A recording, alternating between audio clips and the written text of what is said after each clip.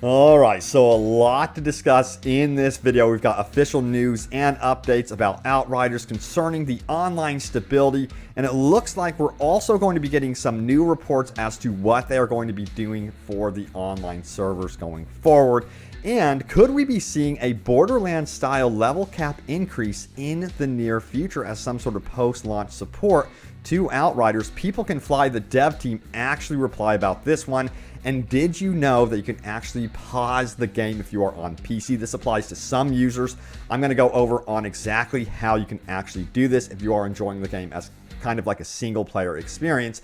And then we're going to go over an interesting read that gives insight into why big online games always seem to break, and also some further updates from People Can Fly and Square Enix. So hey everyone, what's happening? Open World Games here. Hope you're doing good, and let's do this. Let's dive into the latest news, shall we? So first of all, the official stuff. So yeah, for a lot of us, today was especially rough trying to log on to Outriders, and it's been an interesting journey since launch for both the community and of course the developers. But one thing is for sure, the Outriders team out on social media have constantly been communicating with the community. Let's see what they have to say more recently. They say this: end of Saturday note.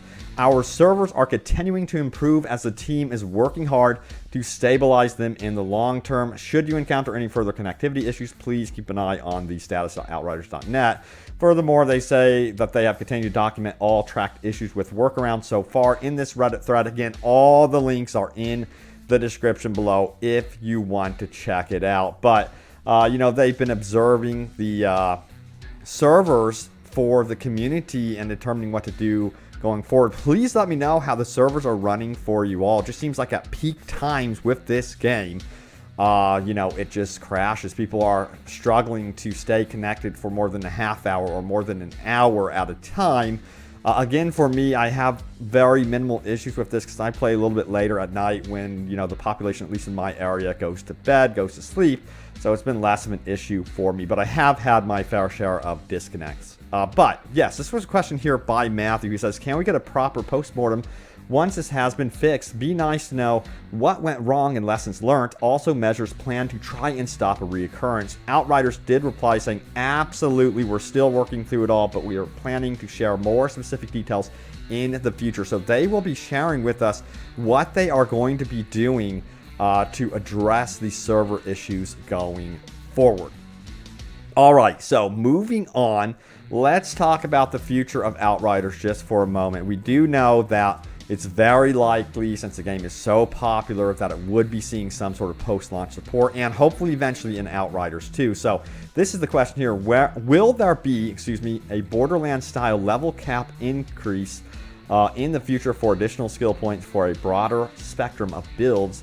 And this was the reply: we are still deciding on things like this, so we'll have to wait and see. So they're actually looking into it, and they're not saying no. So it should be interesting to see what they could do post-launch for Outriders. So a lot of you guys are, again, playing this game as more like a single-player experience, and you want to be able to walk away and pause the game for a moment. That would be really nice. So here is one way you can actually pull that off. It doesn't apply for everyone, but I thought you would like to know. It says PC users with NVIDIA GPUs can pause the game. Alt F2 to activate Ansel. I don't believe it's available on AMD GPUs, and your game will pause. There you have it. So there's the tip right there. You can actually use that as a way to kind of pause the game, which is definitely interesting. Let me know if that actually works for you. There are replies here indicating that it works. It says just ran headfirst into a fight, hit Alt F2, and everything froze. Waited 20 seconds and Alt F2 again, and everything unfroze. 100% works. So thanks so much for the info. I'm curious to see what that does like in multiplayer. I don't understand exactly what's happening there, but anyway, wouldn't recommend triggering that one in multiplayer. It could freeze up everything. Now, also, you guys are wondering about the fix for crossplay issues, you know? People are still trying to play console to PC and so on and so forth. Any ETA on a fix for crossplay? Waiting to play the game until I can play it with my best friend who has it on Steam. Outriders replied saying, we are treating this issue with the highest priority and are working on patches that resolve this issue. We don't yet have an ETA on the patch readiness, but it unfortunately won't be released before the weekend. So they're continuing to look into that one. going forward, so at least they're doing that. Now, also, there's been some issues with some locked combat doors. As you can see here, that they are aware of the bug whereby the doors and area transitions do not open even though all enemies have been slain. The workaround is to walk up to the door, transition, then retreat to the other side of the combat arena. Hidden enemies who may have gotten trapped behind props may follow you there. Killing these enemies will allow you to progress. So that's the tip right there for now until that problem is patched, of course. So let's keep going and have a look, see right here at this article. I found this one especially fascinating about how it's just impossible. Devs explain why big online games always seem to break at launch. Let's dive into this tidbit right here. This is the most interesting part of the article in my mind. Again, if you want to read the full thing, check it out in the description below. Also, check out my streams. The footage you are seeing right here is from my streams.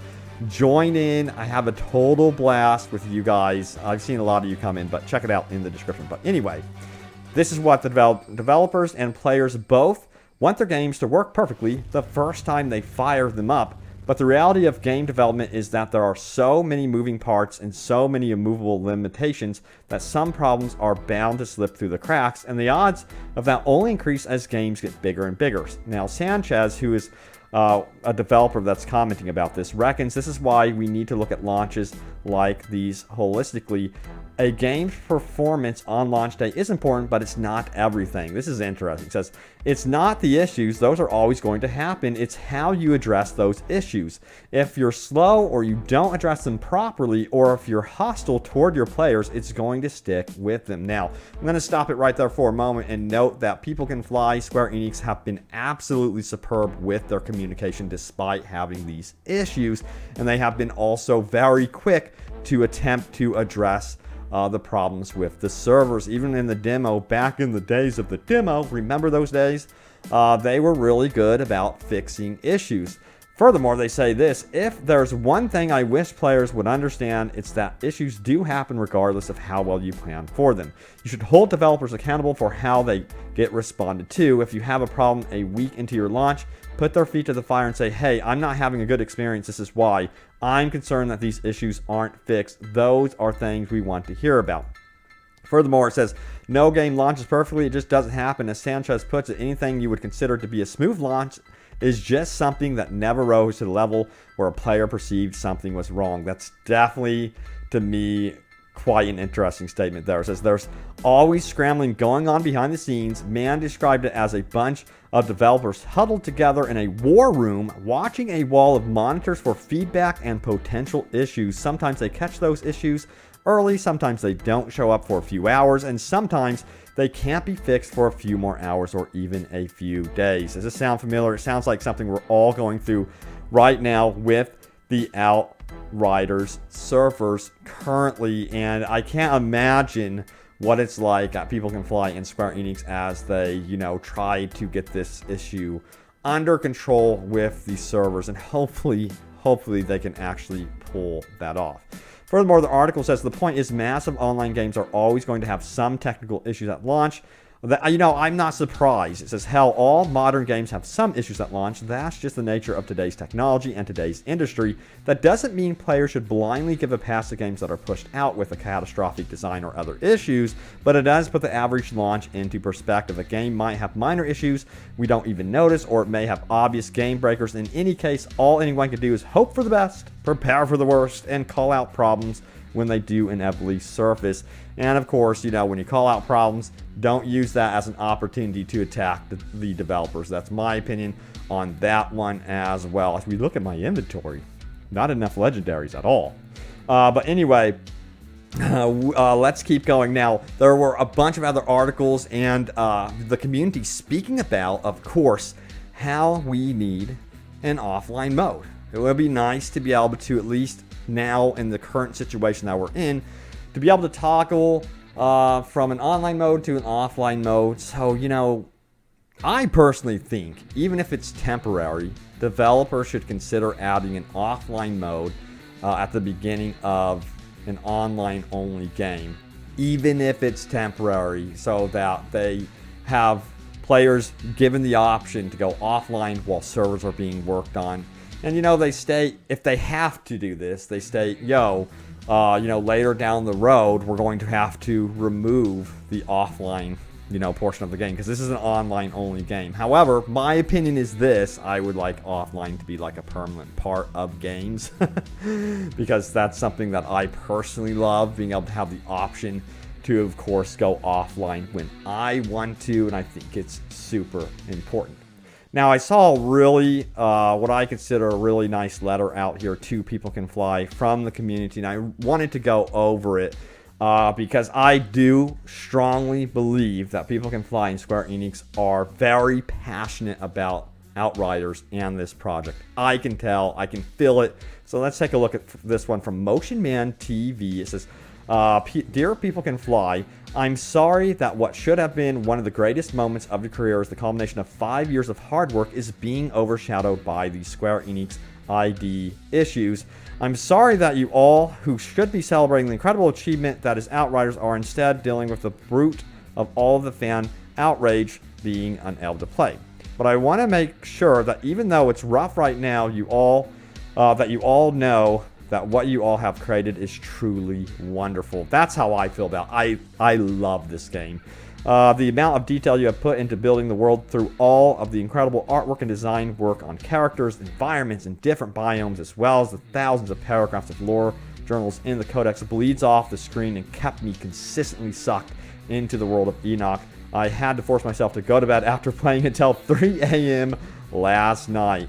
The insane amount of effort put into designing, the classes and giving the players so much agency in crafting their own personal Outrider with thousands of different mod skills, talent combinations is extremely fun and is going to be the driving force behind the millions of hours players will spend in the endgame.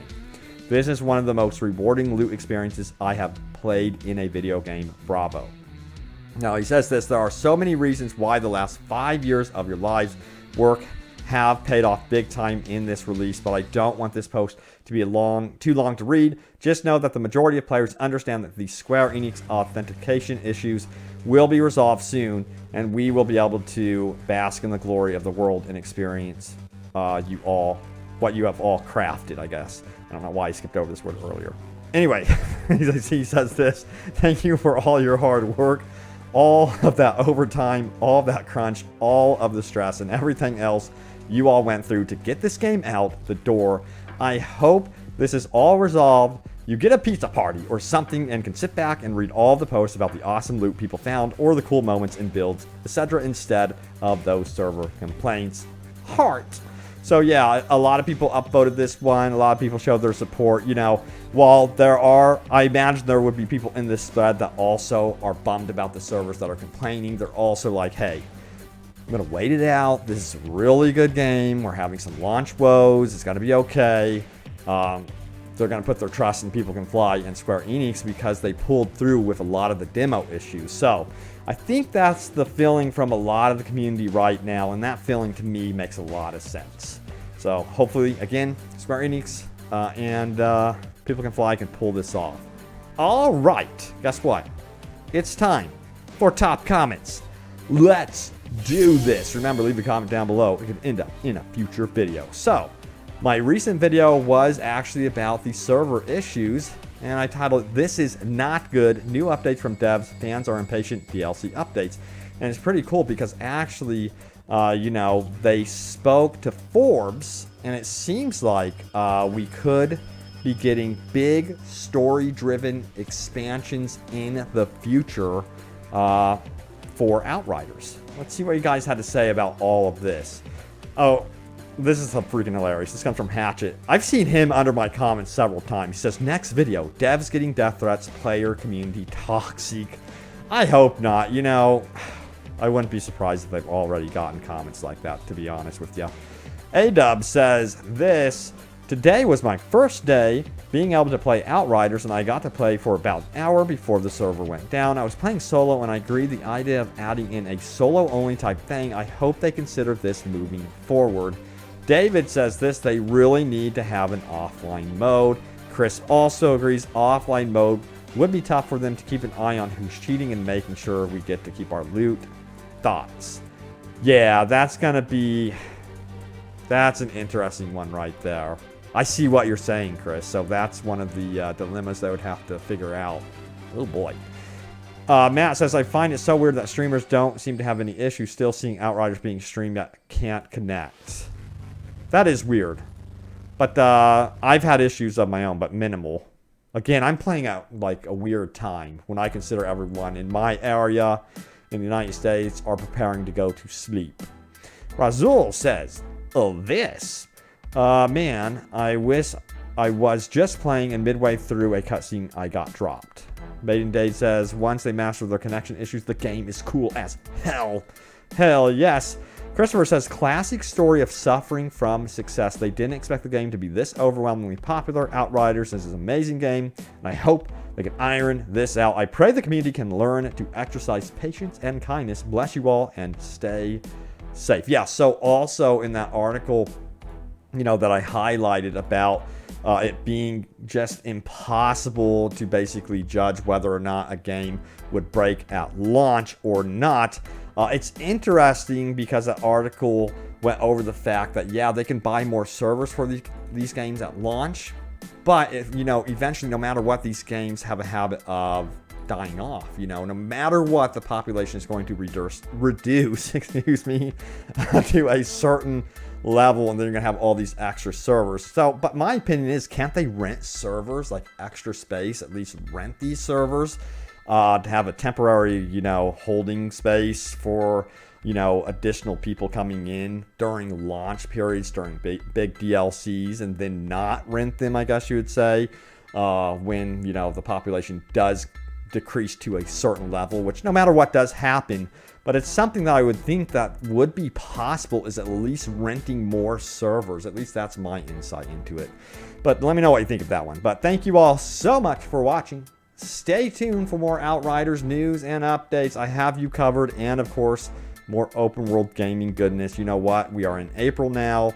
We're going to be eventually, of course, headed into May down the road, which means I would think that we'd be seeing some game announcements. Oh yes, you know, there's a lot of rumors that Battlefield 6 would be announced, but I'm hoping we hear from, you know, Ubisoft regarding Assassin's Creed. I'm also really curious to see what they're working on with Avatar. There's a lot of stuff that's being worked on behind the scenes that we have not seen. I cannot wait for the announcements to start rolling out. But thank you for watching. Stay tuned for more, and I will see you all next time. Take care.